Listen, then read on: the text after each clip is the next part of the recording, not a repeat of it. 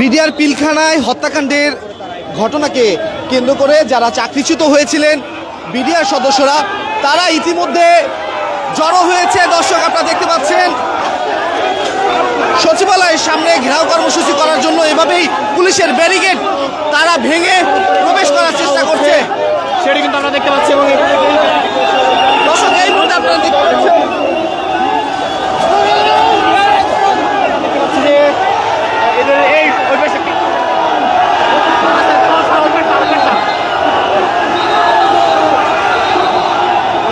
দর্শক এই মুহূর্তে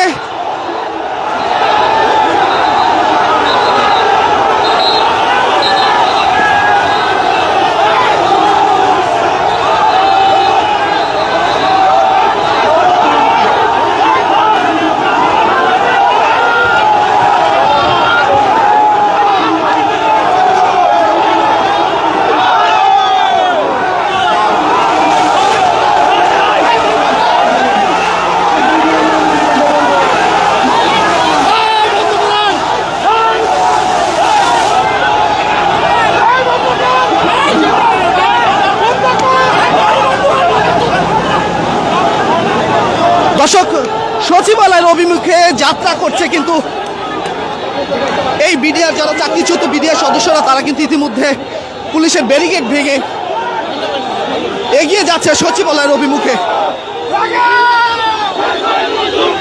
পুলিশের যে ব্যারিকেড ছিল সেটি কিন্তু তারা অতিক্রম করে ফেলেছে ইতিমধ্যে, এবং পুলিশ কিন্তু দফায় দফায় ব্যারিকেড দেওয়ার চেষ্টা করছে, কিন্তু সেই ব্যারিকেড ভেঙে এভাবেই বিডিআর সদস্যরা যারা রয়েছেন সাবেক চাকরিচ্যুত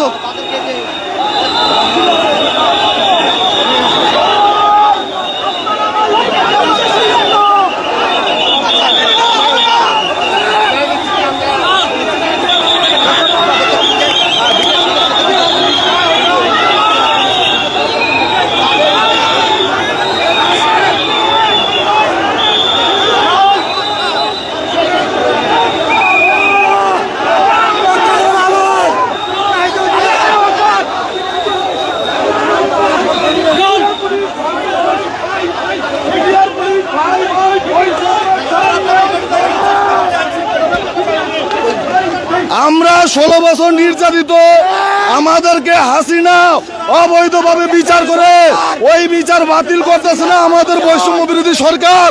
তার কাছে আমাদের একটাই আবদার, আমরা যারা 16 বছর নির্যাতিত তাদেরকে চাকরিতে পূর্ণ বহাল করেন। আমরা দীর্ঘদিন এই আন্দোলন সংগ্রাম করেছি, বিডিআর পুলিশ আমরা একত্রিতভাবে অবৈধ সরকারের আদেশ মানতে যায় আমাদের পুলিশ বাইরেও মারা গেছে, আমরাও জীবন শেষ হয়ে গেছে। এখন এই সরকারের কাছে আমাদের বৈষম্য যাতে না হয় সেই জন্য আমাদের চাকরি ফেরত চাই। দর্শক যেমনটি শুনছিলেন সাবেক চাকরিচ্যুত বিডিআর সদস্যরা যেমন বলছিল, এবং পুলিশ কিন্তু আবারও ব্যারিকেড দিয়েছে। দর্শক আপনাদেরকে যুক্ত করেছি এই মুহূর্তে ঠিক সচিবালয়ের অভিমুখে যাওয়ার জন্য যে রাস্তাটি রয়েছে, যেটি বাংলাদেশ রেলওয়ে এবং বিরোধী পাশে শিক্ষা ভবন, সেই পাশ থেকে কিন্তু আপনাদের এই মুহূর্তে সরাসরি কালের কণ্ঠের লাইভে যুক্ত করেছি। এবং আপনারা দেখতে পাচ্ছেন সাবেক চাকরিচ্যুত বিডিআর সদস্যগণ তারা পুলিশের ব্যারিকেড ভেঙে তারা যাত্রা শুরু করেছে সচিবালয় ঘেরাও করার যে তাদের কর্মসূচি সেটিতে। তবে সেখানে ঠিক শিক্ষা ভবনের সামনে আসার পরপরই কিন্তু পুলিশের যে ব্যারিকেড ছিল এবং পুলিশ তাদের যে জলকামান রয়েছে সেটি দিয়ে তাদেরকে সেখানেই রুখতে চেষ্টা করেছিল, তবে সেটিতে তারা ব্যর্থ হয় পরবর্তীতে। এখন কিন্তু আমরা দেখতে পাচ্ছি এই মুহূর্তে বাংলাদেশ রেল মন্ত্রণালয়ের সামনে যে রাস্তাটি রয়েছে সেখানে কিন্তু তারা এভাবে অবস্থান নিয়েছে।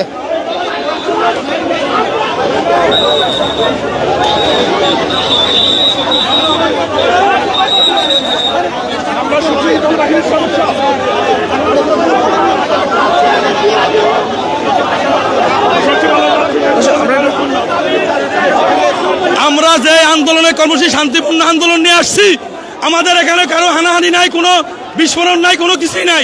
আমাদেরকে কেন বাধা দেওয়া হইলো? আমরা সচিবালয়ে অবস্থান নিব কেন? আমাদের ন্যায্য দাবির পক্ষে।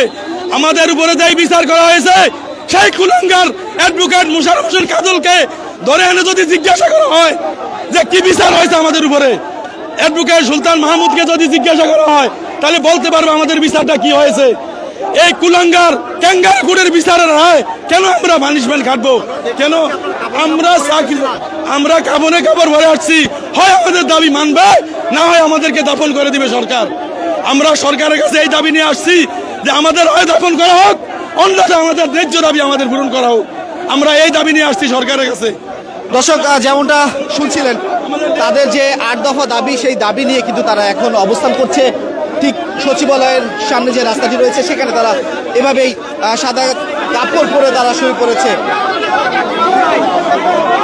এবং আমরা আজকের যে এই কর্মসূচি দেখছি, এটি কিন্তু তাদের পূর্ব নির্ধারিত। গতকালকে কিন্তু তারা এই আলটিমেটাম দিয়েছিল এবং এর প্রেক্ষিতে কিন্তু তারা আজকে ঠিক 12টায় কেন্দ্রীয় শহীদ মিনার থেকে তারা সচিবালয়ের অভিমুখে যাত্রা করে।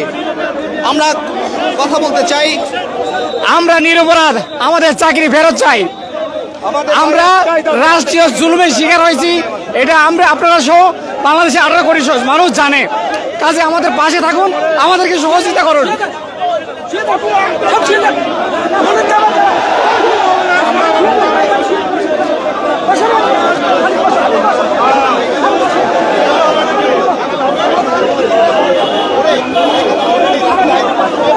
দর্শক, আপনারা দেখছেন বিডিআর সদস্যরা তারা ইতিমধ্যে যে রাস্তাটি রয়েছে সচিবালয়ের সামনে, সেখানে তারা অবস্থান নিয়েছে এবং এর আগে কিন্তু তাদের 8 দফা দাবি উত্থাপন করা হয়েছিল। এবং সেই দাবিগুলো যদি আমি আপনাদেরকে একটু বলতে চাই, 1 নম্বরে পিলখানার ভিতরে ও বাহিরে 18টি বিশেষ আদালত গঠন করে তৎকালীন প্রশিক্ষণার্থী 76তম ব্যাচ সহ চাকরিচ্যুত বিডিআর সদস্যদের চাকরিতে পূর্ণবহাল ও তাদের ক্ষতিপূরণ নিশ্চিত করতে হবে, এটি ছিল তাদের 1 নম্বরের দাবি। এবং এখানে আমরা দেখছি পুলিশের যারা ঊর্ধ্বতন কর্মকর্তা রয়েছে তাদের সাথে বিডিআরের যারা সদস্যরা রয়েছেন তারা কথা বলছে। সবাই শুনুন, তার অবস্থানে সবাই বসে পড়েন, আইন শৃঙ্খলা বাহিনীরা সহযোগিতা করবেন, কেউ কোনো কিছু করবেন না। বসেন বসেন, সবাই বসেন।